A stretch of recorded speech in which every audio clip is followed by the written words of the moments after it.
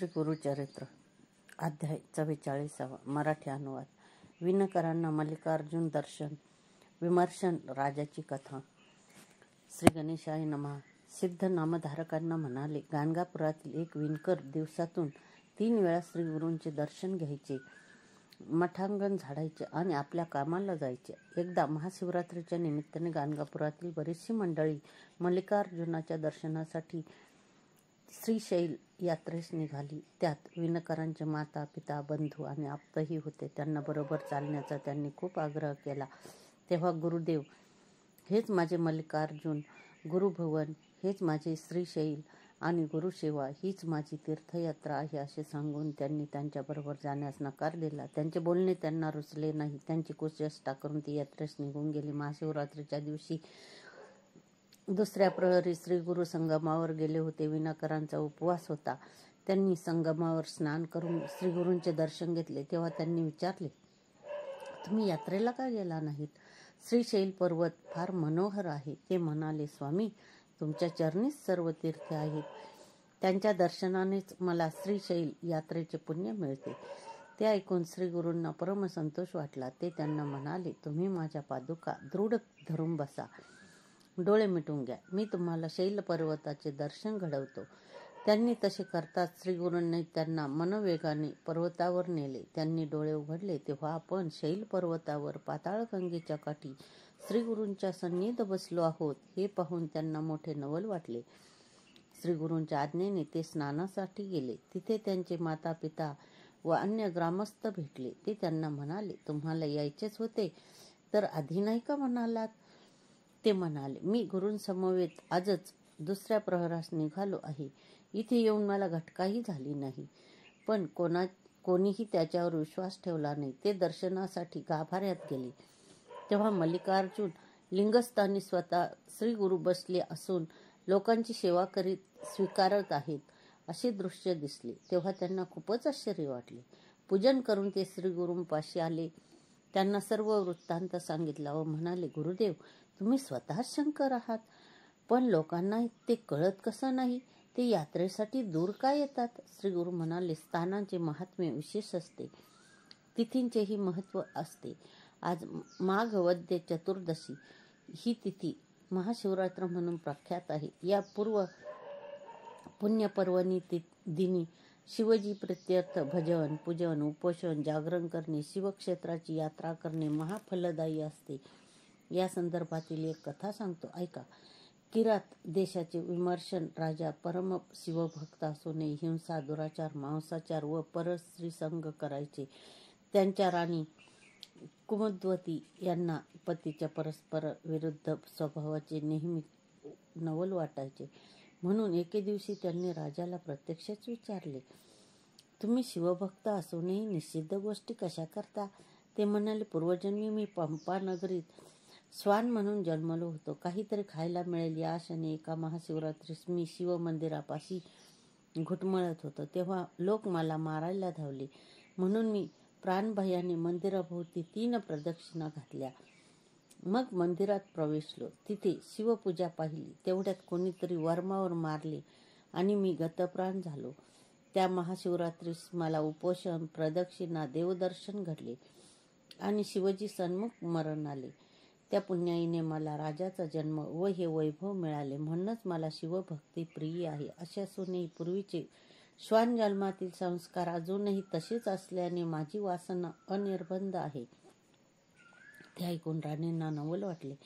त्यांनी त्यांच्या पूर्वजन्माविषयी विचारले. विमर्शन म्हणाले, राणी, तुम्ही पूर्वजन्मी कपोती म्हणून जन्म घेतला होता. एकदा चोचीत मांसाचा तुकडा धरून तुम्ही आकाशात उडत होता. तो तुकडा मिळवण्यासाठी एक घार तुमच्या पाठीशी लागली. तुम्ही जीवाच्या आकांताने श्रीशैल पर्वतावर गेलात. मल्लिकार्जुनाच्या कळसाभोवती घिरट्या घालून शिखरावर बसलात. घारीने तुम्हाला मारले आणि मांसाचा तुकडा घेऊन निघून गेली. तुमचा निष्प्राण देह मंदिराच्या प्रांगणात पडला. कळसाला प्रदक्षिणा आणि देवद्वारी निधन यामुळे पुण्यवृद्धी होऊन तुम्हाला राणीचा जन्म मिळाला. यानंतरचे पुढील 7 जन्म मी राजाच होणार आहे. त्या प्रत्येक वेळी तुम्हीच माझ्या धर्मपत्नी असणार आहात. त्यानंतर आपण दोघे दिव्य विमानातून स्वर्गलोकी जाऊ.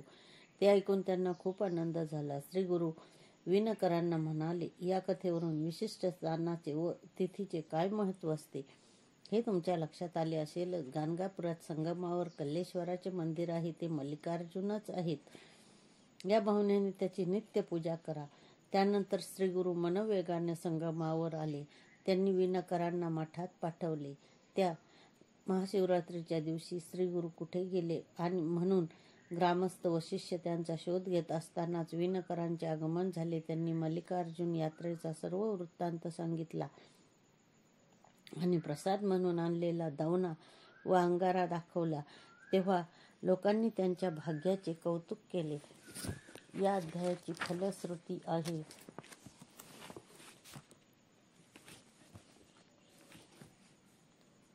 गुरुतत्व आणि शिवतत्व एकच आहे याची अनुभूती येईल. अशा रीतीने अध्याय संपला. श्री गुरुचरित्र मराठी अनुवाद. अध्याय 45. नंदी ब्राह्मणांचे श्वेतकुष्ठ घालवले.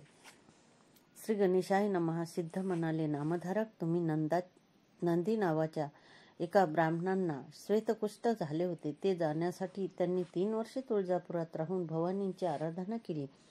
उपवासाचे कष्ट सोसले तेव्हा भवानींनी त्यांना स्वप्नामध्ये चंदला परमेश्वरी देवीच्या देवळात जाऊन आराधना करायला सांगितली. त्यांनी तिथे 7 महिने पुनश्चरण केले. त्या देवींनी त्यांच्या स्वप्नात जाऊन, तुम्ही गाणगापुरात जा, तिथे दत्तात्रय मानवी रूपाने भक्त कार्यासाठी अवतरले आहेत, ते तुम्हाला व्याधीमुक्त करतील असे सांगितले. तेव्हा ते म्हणाले, मी तुळजाभवानींना साकडे घातले. त्यांनी मला तुमच्याकडे पाठवले. त्याप्रमाणे तुम्हाला शरण आलो असता तुम्ही मला एका मनुष्याकडे पाठवत आहात. याला काय म्हणावे? कळले तुमचे देव, पण माझा सर्व खटाटोप व्यर्थ गेला. मग ते मरण आले तरी चालेल, पण बरे होईपर्यंत इथेच पुनश्चरण करायचे असा निर्वाणीचा निर्धार करून देवीद्वारीच धरणे धरून बसले. तेव्हा देवींनी त्यांना पुन्हा गाणगापुरात जाण्यास सांगितले, पण ते गेलेच नाहीत.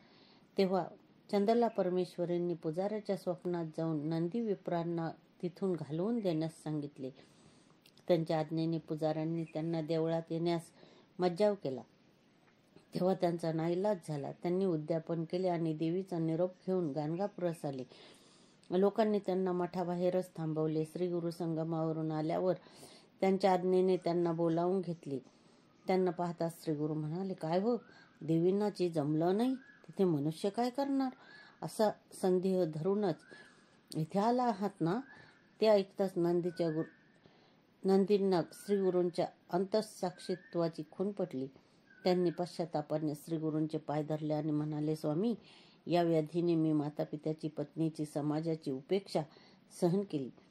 देवींनीही माझे गाराने ऐकले नाही, म्हणून मी निराशेने इथे आलो आहे.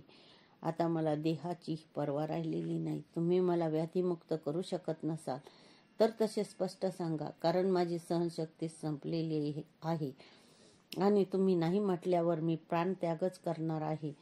त्यावेळी त्यांची आर्तता जाणून श्री गुरूंना आणि उपस्थितांनाही वाईट वाटले. श्री गुरूंनी सोमनाथ ब्राह्मणांना बोलावले.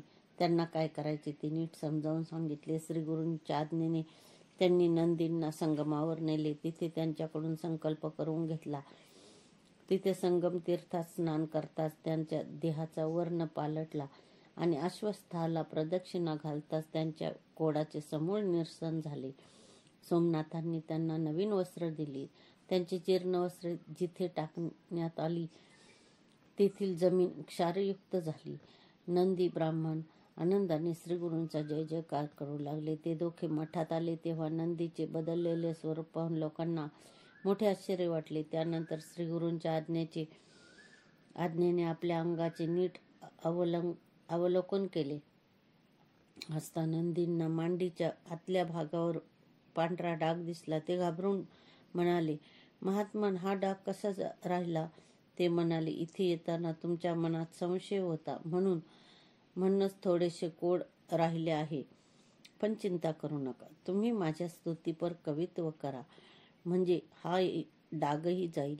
तेव्हा नंदी ब्राह्मणांनी हात जोडले आणि म्हणाले, गुरुदेव, मला लिहिता वाचता येत नाही, तुमची स्तुती मी कशी करणार? तेव्हा त्यांनी थोडीशी विभूती स्वहस्ते त्यांच्या जिभेवर ठेवली आणि काय आश्चर्य, त्यांच्या ठायी ज्ञानोदय झाला. त्यांना दिव्य प्रतिभाशक्ती प्राप्त झाली. ते मुक्त कंठाने श्रीगुरूंची स्तुती करू लागले. त्यांच्या मुखातून प्रकट होणारे ते शब्द वैभव पाहून सर्वांना आश्चर्याचा धक्का बसला. या कवनामध्ये त्यांनी श्रीगुरूचे महात्म्य, त्यांच्या सेवा भक्तीचे पुण्यफल, त्यांच्या कृपेने कसा उद्धार होतो ते स्पष्ट केले होते. ते कवन ऐकून सर्वजण आनंदाने डोलू लागले. श्रीगुरूंना इतके समाधान वाटले की त्यांनी त्यांना कवीश्वर ही पदवी बहाल केली. हे कवित्व केल्याने त्यांच्या मांडीवरचे उरलेले कुष्ठही नाहीसे झाले. मग ते गाणगापुरात राहूनच श्रीगुरूंची सेवा करू लागले. या अध्यायाची फलश्रुती आहे. त्वचाविकार बरे होतील, काव्य प्रतिभा लाभेल. अशा रीतीने अध्याय संपला. श्री गुरुचरित्र मराठी अनुवाद अध्याय 46. कल्लेश्वर भक्ता नरहरी. श्री गणेशाय नमः. नामधारक सिद्धांना म्हणाले, महाराज, नंदी ब्राह्मणांचे गुरुभक्तीवर कवित्व सर्वश्रुत आहे. त्यांच्यासारखेच आणखी एक कवी श्रीगुरूंचे शिष्य झाले असे मी ऐकले आहे. ती कथा सांगाल काय? सिद्ध म्हणाले, श्रीगुरु नृसिंह सरस्वती स्वामी महाराजांचे गावोगावी अनेक भक्त होते. एके दिवशी हिप्परगी गावातील एका भक्तांनी त्यांना आपल्या घरी नेले. त्यांची पूजा केली आणि त्यांच्या आगमनाप्रित्यर्थ मोठा समारंभ केला. गावातील मंडळींनी त्यांचे दर्शन घेतले. त्या गावात कल्लेश्वराचे मंदिर होते. नरहरी नावाचे एक ब्राह्मण गृहस्थ त्या गावात राहत होते. ते शिवभक्त असून उत्तम कवित्व करायचे. ते नित्यनेमाने कल्लेश्वराची पूजा करायचे आणि शिवस्तुतीपर 5 कवने करायचे. ते कल्लेश्वरा वाचून अन्य कोणालाही मानत नसत. श्रीगुरु हिप्परगीत आले तेव्हा सर्व लोक नरहरींना म्हणाले, स्वामीजी ईश्वरी अवतार आहेत म्हणून तुम्ही त्यांचे दर्शन घ्या. तुमचे कवित्व विख्यात आहे आणि त्यांनाही काव्याची आवड आहे, म्हणून त्यांच्या स्तुतीपर एखादी काव्यरचना करून त्यांना ऐकवा. तेव्हा ते म्हणाले, माझी प्रतिमा शिवस्तुती करण्यासाठीच आहे, मी मनुष्याची स्तुती करणार नाही. ते ऐकून लोक नाराज झाले. त्या दिवशी नरहरी कल्लेश्वराची पूजा करत असताना त्यांना सहजच निद्रा आली. आता आपण पूजन करत आहोत आणि नंतर आपल्याला शिवस्तवन करायचे आहे हे भान असूनही ते झोपी गेले. तेवढ्यात त्यांना एक स्वप्न पडले. त्यात कल्लेश्वराच्या लिंगस्थानी श्रीगुरु बसलेले असून आपण त्यांची पूजा करत आहोत असे दृश्य दिसले. स्वप्नामध्ये श्रीगुरु त्यांना म्हणाले, तुम्ही कल्लेश्वराचे भक्त आहात ना, मग माझी पूजा का करता? यावर ते काहीच बोलले नाहीत. त्यांनी श्रीगुरूंची षोडशोपचारांनी पूजा केली. त्या स्वप्नाने नरहरींना जाग आली. ते ज्ञानी होते. श्रीगुरु आणि शिवजी एकरूप आहेत याची त्यांना खूण पटली. कल्लेश्वराचे पूजन करून ते त्वरेने श्रीगुरूंच्या दर्शनासाठी गेले. त्यांचे पाय धरले व म्हणाले, स्वामी मला क्षमा करा. प्रपंच मायेने वेढल्यामुळे मी आंधळा झालो होतो, त्यामुळे तुमचे स्वरूप ओळखू शकलो नाही. कल्लेश्वराने तुम्ही एकरूपच आहात.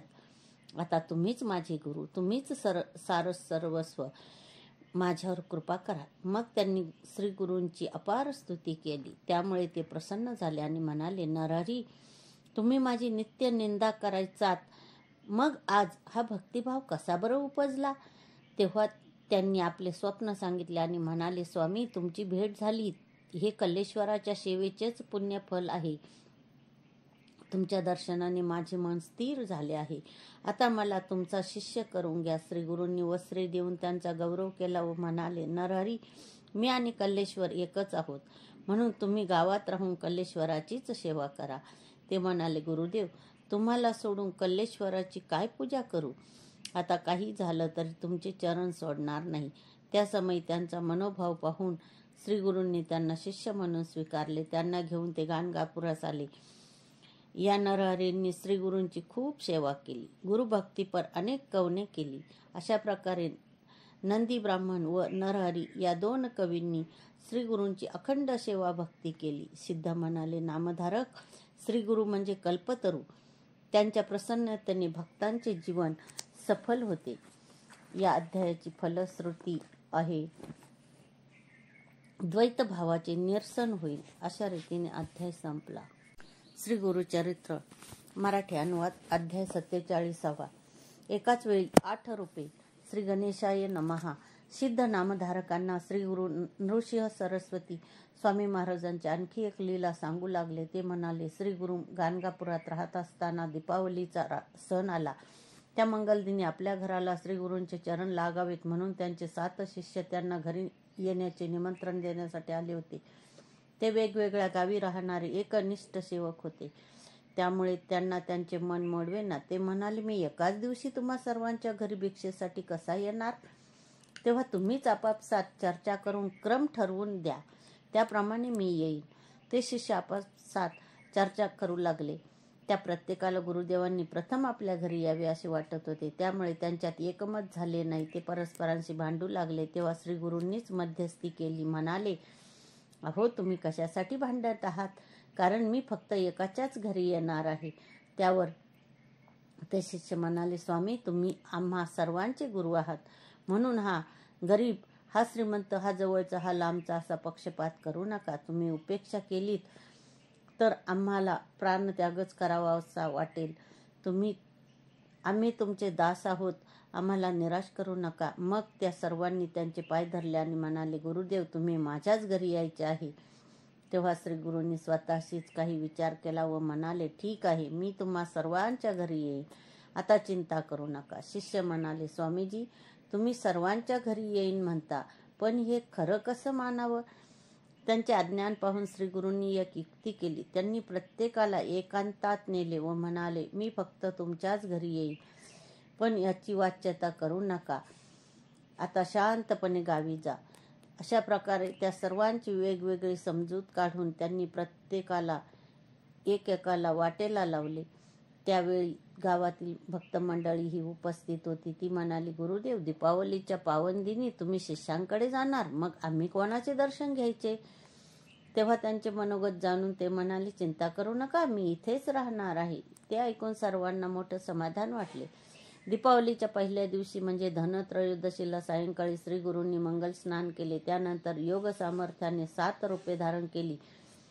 त्या एकेका रूपाने ते विविध स्थानी राहणाऱ्या त्यांच्या 7ही शिष्यांकडे गेले. त्या सर्वांकडून पूजन सेवा घेतली आणि त्यांनी दिलेल्या भिक्षेचा स्वीकार करून निज स्थानी परतले. त्यावेळी ते गाणगापुरातही उपस्थित होते. तेथील भक्तांनी त्यांचे दर्शन घेतले व पूजाही केली.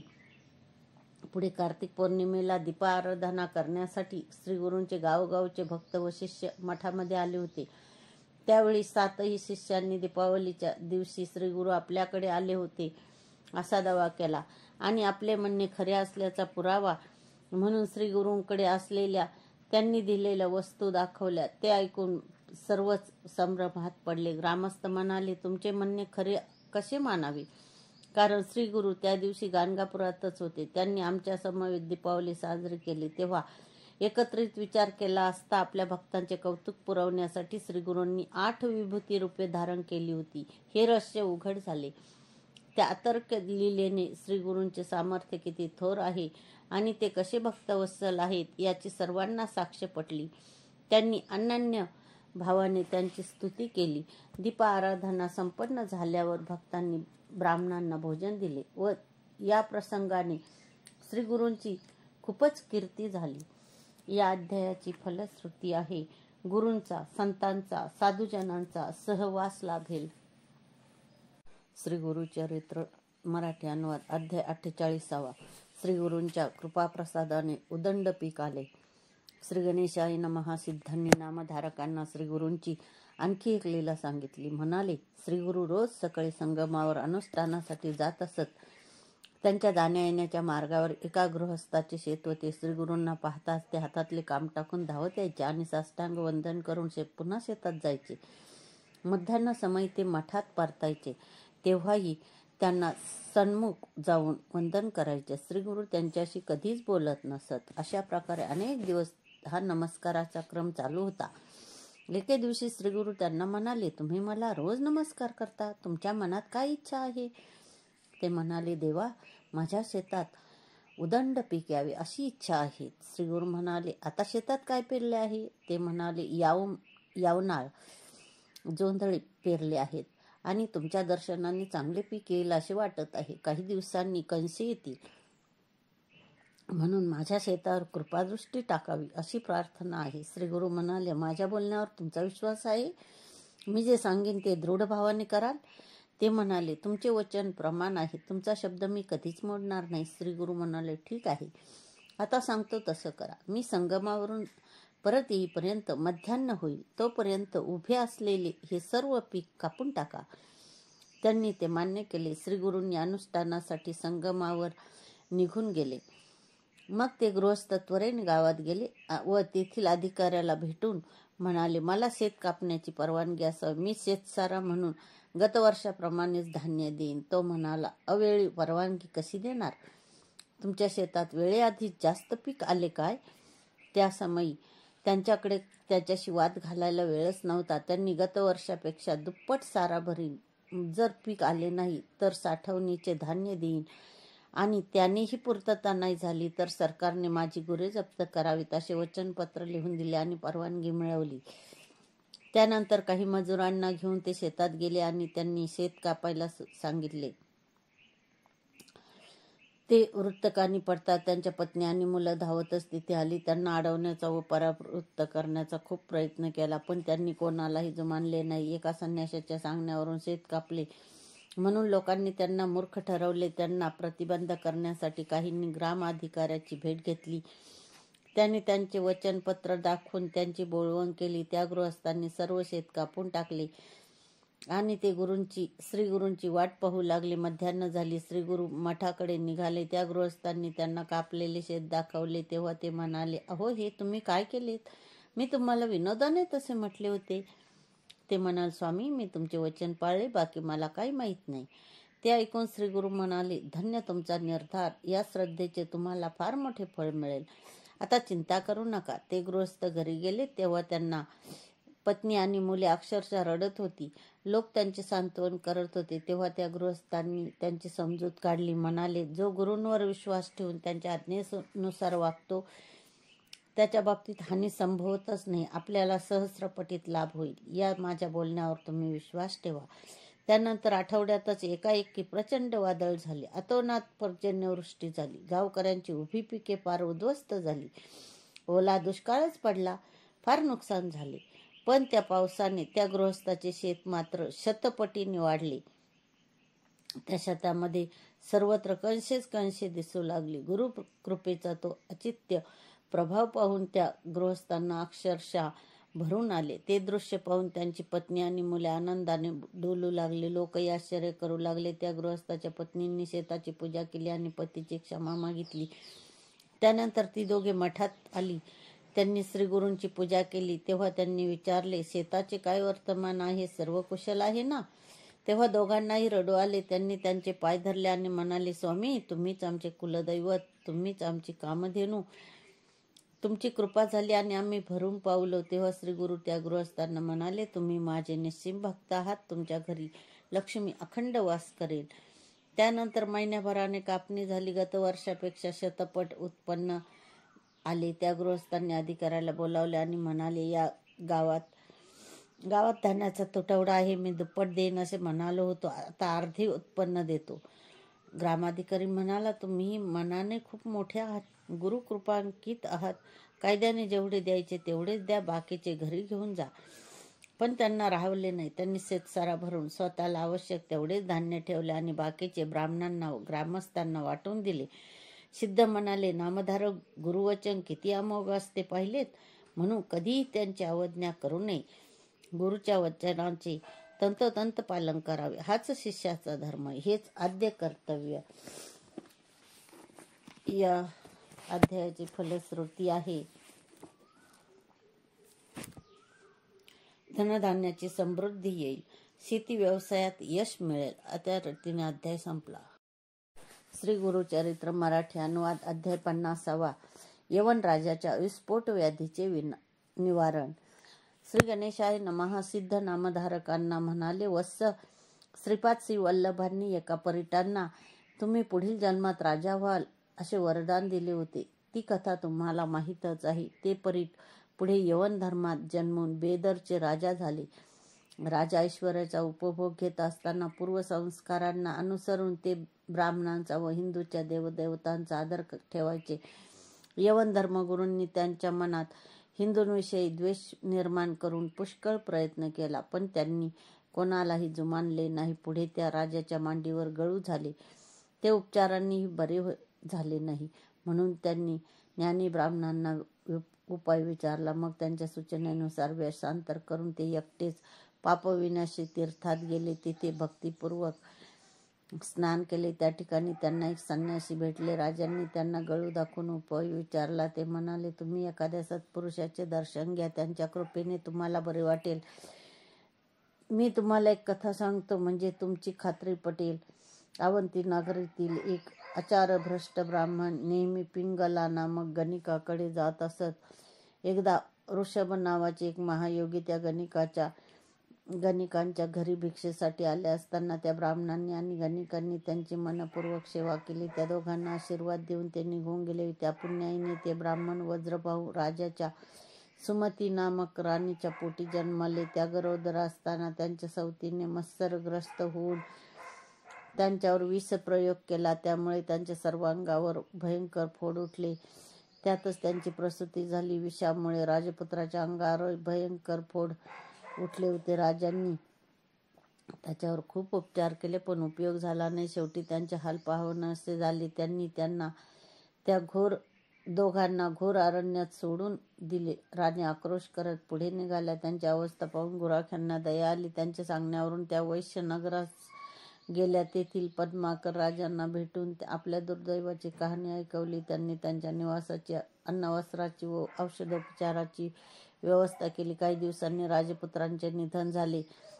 सुमती दुःख वेगाने आक्रोश करू लागल्या. राजश्री आणि लोकांनी त्यांचे खूप सांत्वन केले, पण त्यांचा शोकवेग काही कमी झाला नाही. तेवढ्यात ऋषभ योग्याचे आगमन झाले. त्यांनी त्यांना समजावले. तेव्हा त्या म्हणाल्या, महाराज, व्याधीने मला गांजले, पतीने हाकलले, मी हीनदीन झाली. आज ही एकुलते एक पुत्रही गेले. त्यामुळे माझ्या जगण्याला काही अर्थ राहिलेला नाही. देवांनी मला मरण द्यावे.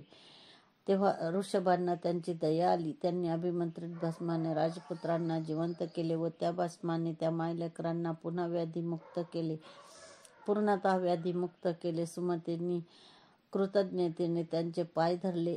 त्यांना व राजपुत्रांना कल्याणपर आशीर्वाद देऊन ते योगी निघून गेले. ही कथा सांगून ते संन्यासी यवन राजांना म्हणाले, तुम्ही गाणगापूरला जा, तेथील नृसिंह सरस्वतीचे दर्शन घ्या, तुमचे कार्य होईल. त्याप्रमाणे ते गाणगापुरात आले आणि श्रीगुरूंची चौकशी करत संगमावर गेले. त्यांना पाहून श्रीगुरू म्हणाले, काय हो परीत, आजपर्यंत कुठे होतात?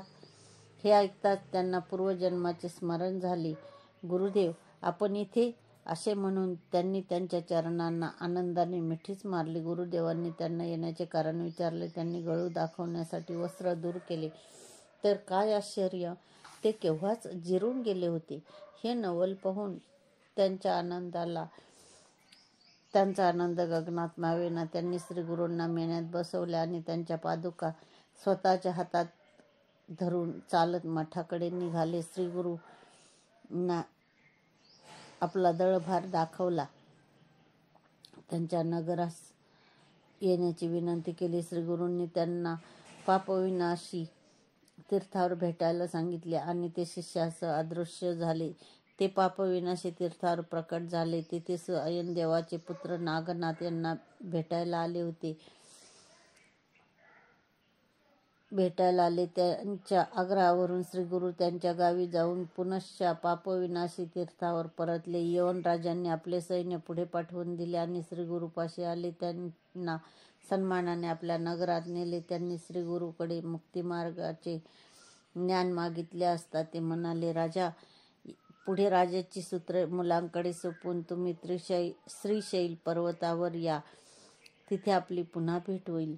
मग त्यांचा निरोप घेऊन श्रीगुरू गौतमी तीरी आले. तिच्या काठची पुण्यक्षेत्रे पाहत ते गाणगापुरास आले. त्यांच्या दर्शनाने भक्तांना परमानंद झाला. काही दिवसांनी त्यांनी आपल्या सर्व शिष्यांना बोलावून घेतले आणि म्हणाले, बेदरचे राजा माझे भक्त झाले आहेत. आता यवनाचे देखील येणे जाणे वाढेल. त्यांना त्यांना त्यांचा लोकांना आणि विप्रांना उपद्रव होईल, म्हणून मी प्रकट रूपाने श्रीशैल पर्वतावर जाणार आहे आणि गुप्तपणे तिथेच राहणार आहे. मी तेथे गेलो तरी भक्तांच्या उद्धारासाठी सूक्ष्म रूपाने निरंतर इथेच असणार आहे. ते ऐकून शिष्यांच्या आणि भक्तांच्या डोळ्यात पाणी आले. या अध्यायाची फलश्रुती आहे, दुःखद व्याधी बऱ्या होतील, दुरुस्त गुरूंची साक्ष पटेल. या अशा प्रकारे अध्याय संपला. श्री गुरुचरित्र मराठी अनुवाद अध्याय 50. यवन राजाच्या विस्फोट व्याधीचे निवारण. श्री गणेशाय नमः. सिद्ध नामधारकांना म्हणाले, वत्स श्रीपाद श्री वल्लभांनी एका परिटांना तुम्ही पुढील जन्मात राजा व्हाल असे वरदान दिले होते. ती कथा तुम्हाला माहीतच आहे. ते परीट पुढे यवन धर्मात जन्मून बेदरचे राजा झाले. राजा ऐश्वर्याचा उपभोग घेत असताना पूर्वसंस्कारांना अनुसरून ते ब्राह्मणांचा व हिंदूच्या देवदेवतांचा आदर ठेवायचे. यवन धर्मगुरूंनी त्यांच्या मनात हिंदूंविषयी द्वेष निर्माण करून पुष्कळ प्रयत्न केला, पण त्यांनी कोणालाही जुमानले नाही. पुढे त्या राजाच्या मांडीवर गळू झाले. ते उपचारांनीही बरे झाले नाही, म्हणून त्यांनी ज्ञानी ब्राह्मणांना उपाय विचारला. मग त्यांच्या सूचनेनुसार वेषांतर करून ते एकटेच पापविनाशी तीर्थात गेले. तिथे भक्तिपूर्वक स्नान केले. त्या ठिकाणी त्यांना एक संन्यासी भेटले. राजांनी त्यांना गळू दाखवून उपाय विचारला. ते म्हणाले, तुम्ही एखाद्या सत्पुरुषाचे दर्शन घ्या, त्यांच्या कृपेने तुम्हाला बरे वाटेल. मी तुम्हाला एक कथा सांगतो, म्हणजे तुमची खात्री पटेल. अवंती नगरीतील एक आचारभ्रष्ट ब्राह्मण नेहमी पिंगला नामक गणिकाकडे जात असत. एकदा ऋषभ नावाचे एक महायोगी त्या गणिकांच्या घरी भिक्षेसाठी आले असताना त्या ब्राह्मणांनी आणि गणिकांनी त्यांची मनपूर्वक सेवा केली. त्या दोघांना आशीर्वाद देऊन ते निघून गेले. त्या पुण्याईने ते ब्राह्मण वज्रभाऊ राजाच्या सुमती नामक राणीच्या पोटी जन्मले. त्या गरोदर असताना त्यांच्या सवतीने मत्सरग्रस्त होऊन त्यांच्यावर विषप्रयोग केला. त्यामुळे त्यांच्या सर्व अंगावर भयंकर फोड उठले. त्यातच त्यांची प्रसूती झाली. विषामुळे राजपुत्राच्या अंगावर भयंकर फोड उठले होते. राजांनी त्याच्यावर खूप उपचार केले, पण उपयोग झाला नाही. शेवटी त्यांचे हाल पाहावयासे झाले. त्यांनी त्यांना त्या दोघांना घोर अरण्यात सोडून दिले. राणी आक्रोश करत पुढे निघाल्या. त्यांची अवस्था पाहून गुराख्यांना दया आली. त्यांच्या सांगण्यावरून त्या वैश्य नगरास गेल्या. तेथील पद्माकर राजांना भेटून आपल्या दुर्दैवाची कहाणी ऐकवली. त्यांनी त्यांच्या निवासाची, अन्नवस्त्राची व औषधोपचाराची व्यवस्था केली. काही दिवसांनी राजपुत्रांचे निधन झाले. सुमती दुःख वेगाने आक्रोश करू लागल्या. राजस्त्रियांनी लोकांनी त्यांचे खूप सांत्वन केले, पण त्यांचा शोकवेग काही कमी झाला नाही. तेवढ्यात ऋषभ योग्याचे आगमन झाले. त्यांनी त्यांना समजावले. तेव्हा त्या म्हणाल्या, महाराज, व्याधीने मला गांजले, पतीने हाकलले, मी हीनदीन झाली. आज ही एकुलते एक पुत्रही गेले. त्यामुळे माझ्या जगण्याला काही अर्थ राहिलेला नाही. देवांनी मला मरण द्यावे. तेव्हा ऋषभांना त्यांची दया आली. त्यांनी अभिमंत्रित भस्माने राजपुत्रांना जिवंत केले व त्या भस्माने त्या मायलेकरांना पुन्हा व्याधीमुक्त केले, पूर्णतः व्याधीमुक्त केले. सुमतींनी कृतज्ञतेने त्यांचे पाय धरले. त्यांना व राजपुत्रांना कल्याणपर आशीर्वाद देऊन ते योगी निघून गेले. ही कथा सांगून ते संन्यासी यवन राजांना म्हणाले, तुम्ही गाणगापूरला जा. तेथील नृसिंह सरस्वतीचे दर्शन घ्या, तुमचे कार्य होईल. त्याप्रमाणे ते गाणगापुरात आले आणि श्रीगुरूंची चौकशी करत संगमावर गेले. त्यांना पाहून श्रीगुरू म्हणाले, काय हो परीट, आजपर्यंत कुठे होतात? हे ऐकताच त्यांना पूर्वजन्माचे स्मरण झाले. गुरुदेव, आपण इथे, असे म्हणून त्यांनी त्यांच्या चरणांना आनंदाने मिठीच मारली. गुरुदेवांनी त्यांना येण्याचे कारण विचारले. त्यांनी गळू दाखवण्यासाठी वस्त्र दूर केले, तर काय आश्चर्य, ते केव्हाच जिरून गेले होते. हे नवल पाहून त्यांचा आनंद गगनात मावेना. त्यांनी श्रीगुरूंना मेण्यात बसवले आणि त्यांच्या पादुका स्वतःच्या हातात धरून चालत मठाकडे निघाले. श्रीगुरूंना आपला दळभार दाखवला. त्यांच्या नगरास येण्याची विनंती केली. श्रीगुरूंनी त्यांना पापविनाशी तीर्थावर भेटायला सांगितले आणि ते शिष्यासह अदृश्य झाले. ते पापविनाशी तीर्थावर प्रकट झाले. तिथे स्वयं देवाचे पुत्र नागनाथ यांना भेटायला आले.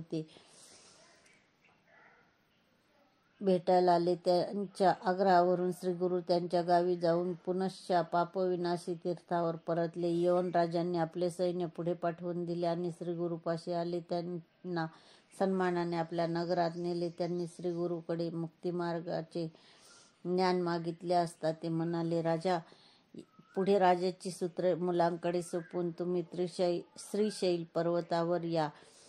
तिथे आपली पुन्हा भेट होईल. मग त्यांचा निरोप घेऊन श्रीगुरु गौतमी तीरी आले. तिच्या काठची पुण्यक्षेत्रे पाहत ते गाणगापुरास आले. त्यांच्या दर्शनाने भक्तांना परमानंद झाला. काही दिवसांनी त्यांनी आपल्या सर्व शिष्यांना बोलावून घेतले आणि म्हणाले, बेदरचे राजा माझे भक्त झाले आहेत. आता यवनाचे देखील येणे जाणे वाढेल.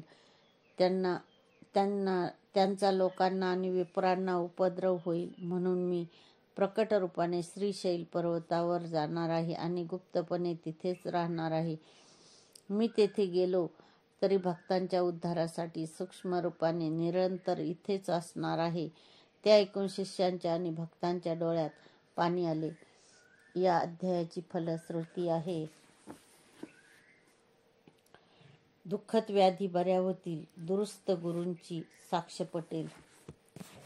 या अशा प्रकारे अध्याय संपला. श्री गुरुचरित्र मराठी अनुवाद अध्याय 51. श्रीगुरूंचे श्रीशैल क्षेत्री प्रस्थान. श्री गणेशाय नमः. सिद्ध म्हणाले, नामधारक श्री गुरु नृसिंह सरस्वतींनी आपल्या शिष्यांना व भक्तांना ते श्रीशैल पर्वतावर गुप्तपणे राहणार असल्याचे सांगितले. मग सर्व तयारी करून ते 4 शिष्यांसमवेत तिथे जाण्यास निघाले. त्यांना निरोप देताना लोकांना फारच दुःख झाले होते. ते अर्थ त्यांना म्हणत होते, स्वामी, तुम्ही आमचे मायबाप आहात, तुम्हीच आमचे तारणहार आहात. तुम्ही गेल्यावर आम्ही कोणाच्या आश्रयास जावे? तेव्हा श्रीगुरूंना त्यांचे सांत्वन केले. म्हणाले, तुम्हाला कुठेही जाण्याची गरज नाही. मी लौकिक अर्थाने गाणगापुरातून प्रस्थान केलेले असले तरी सूक्ष्म रूपाने इथेच राहणार आहे. तरी खात्री बाळगा, सद्भक्तांना माझे दर्शन होईल. माझी येथील नित्यकर्मे ही चालूच राहणार आहेत. मी सकाळी कृष्णा नदीत स्नान करीन, पंचनदी संगमावरील औदुंबर वृक्षाखाली अनुष्ठान करीन, मध्यान्ही भीमा अमरजा संगमावर स्नान करीन, मग मठात येऊन तुमच्या पूजेचा स्वीकार करीन. माझ्या भक्तांकडे माझे अहोरात्र लक्ष राहील. संगमावरील अश्वस्थ कल्पवृक्ष आहे, त्याची पूजा करा. विघ्नहर चिंतामणीची पूजा करा. मी माझ्या निर्गुण पादुका मठामध्ये ठेवल्या आहेत, त्याची त्रिकाळ पूजा करा. या सेवेने तुम्हाला सर्व इष्ट कामना पूर्ण होतील. तुमच्या चिंतेचे व कार्यातील विघ्नांचे निवारण होईल. अष्टतीर्थाची यात्रा करणारे मला विशेष प्रिय होतील. त्यानंतर त्यांनी सर्वांचा निरोप घेतला. त्यांना निरोप देण्यासाठी भक्तजन काही अंतरापर्यंत गेले. परतून आल्यावर श्रीगुरु मठातच राहिले असे त्यांना दिसले. त्यामुळे श्रीगुरु इथेच आहेत याची त्यांना खात्री पटली. पाताळगंगेच्या तीरावर येताच श्रीगुरु शिष्यांना म्हणाले, आता आम्हाला पलीकडे जायचे आहे. आमच्यासाठी पुष्पाचे आसन तयार करा. आम्ही मल्लिकार्जुनाशी एकरूप होऊन राहू. त्याप्रमाणे शिष्यांनी शेवंती, कमळ, कल्हार अशी फुले गोळा करून त्याचे मृदू आसन तयार केले. श्रीगुरु त्यांना म्हणाले, आता आपापल्या घरी जा. मी निघून गेलो असे समजू नका. मी गाणगापुरात आहे, भक्तांच्या घरातही राहतो. मी पलीकडे पोहोचल्याची खूण म्हणून शेवंतीची फुले पाठवीन. ती प्रसाद म्हणून वाटून घ्या. जे माझी नित्यपूजा करतील त्यांच्या घरी लक्ष्मी अखंड वास करेल. जे माझी कवने गातील त्यांच्या घरी मी नित्य वास करेन. त्यांना आयुष्य, आरोग्य, संतती, संपत्ती प्राप्त होईल. जे माझे चरित्र श्रवण पठन करतील त्यांना सुख, समृद्धी व ऐश्वर्य प्राप्त होईल. श्रीगुरूंनी या 4ही शिष्यांना आशीर्वाद दिले. माघ कृष्ण प्रतिपदेत शुक्रवारी बहुधान्य संवत्सरात सूर्य कन्या राशीत असताना शिशिर ऋतूमध्ये पुष्पासनावर बसून ते पैलतीरी निघाले. बघता बघता अदृश्य झाले. ते 4 शिष्य चिंतामग्न होऊन तीरावरच थांबले होते. तेवढ्यात काही नावाडी आले. ते म्हणाले, तुमचे गुरुदेव प्रवाहातून जाताना दिसले. ते दंडधारी संन्यासी आहेत. पायांमध्ये सोन्याच्या पादुका होत्या. ते आम्हाला दिसले. आमचे नाव नृसिंह सरस्वती आहे. तुम्ही माझ्या शिष्यांना सांगा, आम्ही कर्दळी वनात जात आहोत, गाणगापुरात आहोत म्हणून भ्रांतपणे दुःख करू नका. प्रवाहातून प्रसाद पुष्पे येतील, ती काढून घ्या आणि स्वस्थानी जाऊन आमची भक्ती करा. तुमचे वंशज सुखात आनंदात राहतील. ते ऐकून शिष्यांना समाधान वाटले. ते वाट पाहू लागले. नावाडीही थांबले. काही वेळाने शेवंतीची 4 फुले प्रवाहातून वाहत आली. ती त्या चौघांनी आदराने काढून घेतली, त्यांना नमस्कार केले आणि एक एक प्रसाद पुष्प घेऊन आपापल्या स्थानी गेले. नामधारकांनी त्या 4 भाग्यवान शिष्यांची नावे विचारली. तेव्हा सिद्ध म्हणाले, श्रीगुरूंचे अनेक शिष्य होते. संन्यास दीक्षा घेतलेले बाळकृष्ण सरस्वती, उपेंद्र माधव सरस्वती हे गुरु आज्ञेने तीर्थयात्रेस गेले होते. उपदेश प्राप्त काही शिष्य गृहस्थ आश्रमात राहून श्रीगुरूंची सेवाभावी भक्ती करत होते. श्रीगुरूंच्या प्रयाणाच्या वेळी मी स्वतः सायनदेव साखरे, नरहरी कवी आणि कवीश्वर नंदी ब्राह्मण असे 4 जण त्यांच्या समवेत गेलो होतो. आम्हीच ती प्रसाद पुष्पे काढून घेतली. ते फूल आजही माझ्याकडे आहे. मी त्याची नित्य पूजा करतो. त्यांनी शेवंतीचे ते फूल नामवंत धारकांना दाखवले. त्याच्या दर्शनाने त्यांना अत्यानंद झाला. सिद्ध नामधारकांना म्हणाले, सच्शिष्य असे आहे श्रीगुरूंचे अद्भुत चरित्र. त्यांचे महात्म्य काय वर्णन करावे, ते तुम्ही आस्थेने ऐकलेत म्हणून मीही आवडीने सांगितले. आता तुमचे दुःख दारिद्र्य गेलेच म्हणून समजा. श्रीगुरूंच्या कृपाप्रसादाने तुमचे सर्व मंगल होईल. तुमचे पुत्र पौत्र लक्ष्मीवंत होतील व सुखात राहतील. जे श्रीगुरूंची भक्ती करतात त्यांना 4ही पुरुषार्थ साध्य होतात. त्यांच्या आशीर्वादाने नामधारकांना परम संतोष वाटला. त्यांचे कल्याण होईल याची फलश्रुती आहे. गुरूंचा विरह होणार नाही. अशा रीतीने अध्याय संपला. श्री गुरु चरित्र मराठी अनुवाद. अध्याय 52. शिष्यांना प्रसाद पुष्पांची प्राप्ती. श्री गणेशाय नमः. सिद्ध म्हणाले, नामधारक श्री गुरु नृसिंह सरस्वतींनी आपल्या शिष्यांना व भक्तांना ते श्रीशैल पर्वतावर गुप्तपणे राहणार असल्याचे सांगितले. मग सर्व तयारी करून ते 4 शिष्यासमवेत तिथे जाण्यास निघाले. त्यांना निरोप देताना लोकांना फारच दुःख झाले होते. ते आर्ततेने म्हणत होते, स्वामी, तुम्ही आमचे मायबाप आहात. तुम्हीच आमचे तारणहार आहात. तुम्ही गेल्यावर आम्ही कोणाच्या आश्रयास जावे. तेव्हा श्रीगुरूंनी त्यांचे सांत्वन केले. म्हणाले, तुम्हाला कुठेही जाण्याची गरज नाही. मी लौकिक अर्थाने गाणगापुरास प्रस्थान केलेले असले तरी सूक्ष्म रूपाने इथेच राहणार आहे याची खात्री बाळगा. भक्तांना माझे दर्शन होईल. माझी येथील नित्यकर्मे ही चालूच राहणार आहेत. मी सकाळी कृष्णा नदीत स्नान करीन. पंचनदी संगमावरील औदुंबर वृक्षाखाली अनुष्ठान करीन. मध्यान्ही भीमा अमरजा संगमावर स्नान करीन. मग मठात येऊन तुमच्या पूजेचा स्वीकार करीन. माझ्या भक्ताकडे माझे अहोरात्र लक्ष राहील.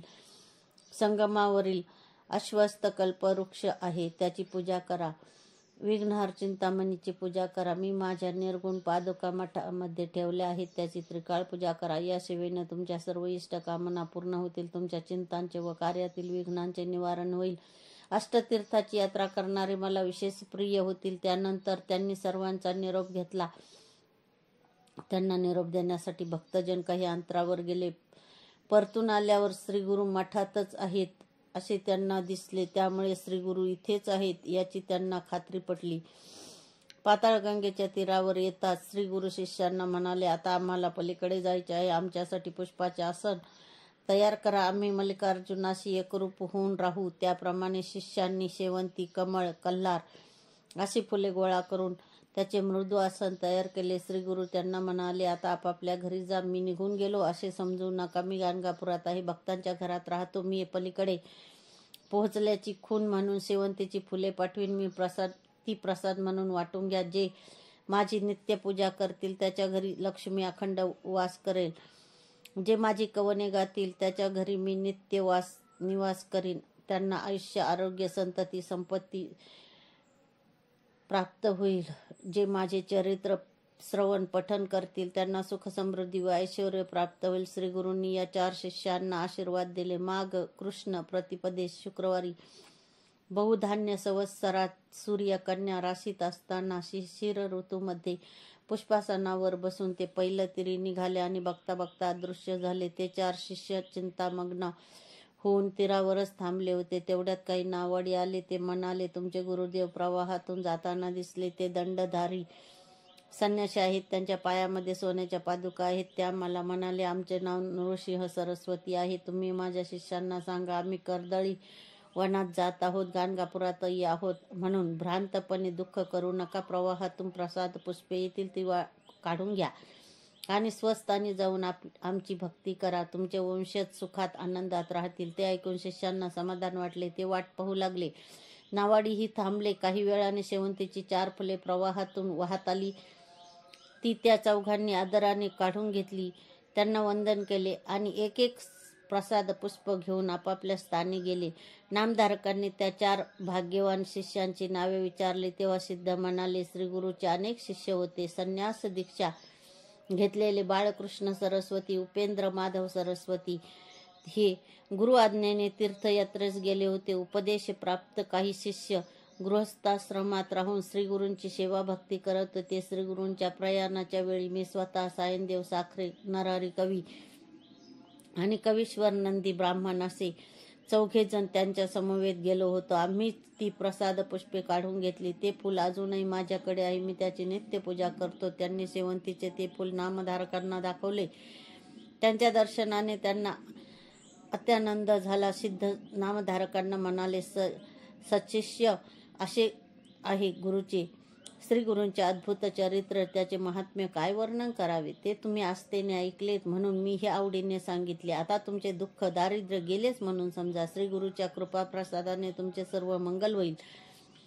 तुमचे पुत्र पौत्र लक्ष्मीवंत होतील आणि सुखात राहतील. जे श्री गुरूंची भक्ती करतात त्यांना 4ही पुरुषार्थ साध्य होतात. त्यांच्या आशीर्वादाने नामधारकांना परम संतोष वाटला. त्यांचे कल्याण झाले. असे या अध्यायाची फलश्रुती आहे. गुरूंचा विरह होणार नाही. अध्याय संपला. श्री गुरुचरित्र मराठी अनुवाद अध्याय 53 समारोप. श्री गणेशाय नमः. सिद्धींनी नामधारकांना श्री गुरूंचे परम पवित्र चरित्र सांगितले. ते ऐकून त्यांचे मन ब्रह्मानंदी निमग्न झाले. त्यांना भावा अवस्था प्राप्त झाली. अष्टसात्विक भाव दाटून आले आणि श्रीगुरूविषयी वाटणारी प्रेमभक्ती अश्रुरूपाने डोळ्यातून पाझरू लागली. ते पाहून सिद्धांना मोठे कौतुक वाटले. त्यांनी नामधारकांना आलिंगन दिले. त्यांना प्रेमाने कुरवाळले व म्हणाले, वत्स भानावर या. ही तुमची भावावस्था कायम राहिली तर मी तुम्हाला जे ज्ञान दिले आहे ते तुमच्या हृदयात बंदिस्त होऊन राहील. मग लोकांचा उद्धार कसा होणार. म्हणून अंतःकरणात श्री गुरुविषयी दृढ भक्ती ठेवून विहित कर्माचरण करत राहा. तुम्ही श्री गुरुचे चरित्र जाणून घेण्याची सदिच्छा व्यक्त केलीत म्हणून तापत्रयाचे हरण करणारे अनुपम अशी अमृतवाणी माझ्या मुखातून प्रकट झाली. आता हेच गुरु चरित्र तुम्ही लोकांना सांगा. या सेवेने श्री गुरु तुमच्यावर नित्य प्रसन्न राहतील. त्यांच्या प्रसादाने संसारी जीवांना दिलासा मिळेल. ते ऐकून नामधारकांनी डोळे उघडले. सिद्धांना हात जोडून नमस्कार केला व म्हणाले, गुरुवर्य, तुम्ही अतिशय कृपावंत आहात. आम्हा भक्तांचा आधार आहात. श्री गुरुचरित्र म्हणजे परमामृत. श्री गुरुचरित्र म्हणजे आनंदाचा अक्षय ठेवा. ते कितीही ऐकले तरी मनाचे समाधान होत नाही. आता एकच विनंती आहे. अनेक औषधींचे सार काढून एकच बहुउपयोगी रसायन बनवावे. असे समग्र गुरुचरित्र 1ल्या अध्यायापासून 52व्या अध्यायापर्यंत सारांश रूपाने सांगा. म्हणजे श्री गुरुच्या सर्व लीलांचे विहंगम अवलोकन होईल. त्यांची प्रार्थना ऐकून सिद्धांना आनंद झाला. त्यांनी सर्व कथांची अध्यायवार उजळणी केली आणि म्हणाले, सच्चिष्य श्री गुरु नृसिंह सरस्वती स्वामी महाराज आपल्या भक्तांना पूर्वीप्रमाणे आजही दर्शन देतात. तुमच्या विनंतीवरून मी तुम्हाला श्री गुरुचरित्राची अवतरणिका अनुक्रमणिका सांगितली. त्या कथांच्या नुसत्या स्मरणानेही भक्तांची कार्य होतील. त्यानंतर नामधारकांच्या विनंतीवरून सिद्धांनी त्यांना श्री गुरुचरित्रांचे नित्य पठण कसे करावे, सप्ताह पारायण कसे करावे, येत्या काळात आचरण कसे असावे, पूजन नामस्मरणादी कर्मे कशी असावीत, उद्यापन कसे करावे त्याबद्दल सविस्तर माहिती सांगितली. तेव्हा गुरुदेव, माझ्या सर्व कामना पुरवून तुम्ही मला अगदी कृतकृत्य केले आहे असे म्हणून नामधारकांनी त्यांना साष्टांग नमस्कार केला. या अध्यायाचे फलश्रुती आहे. श्री गुरुचरित्र ग्रंथाच्या पारायणाचे पुण्य मिळेल. अशा रीतीने अध्याय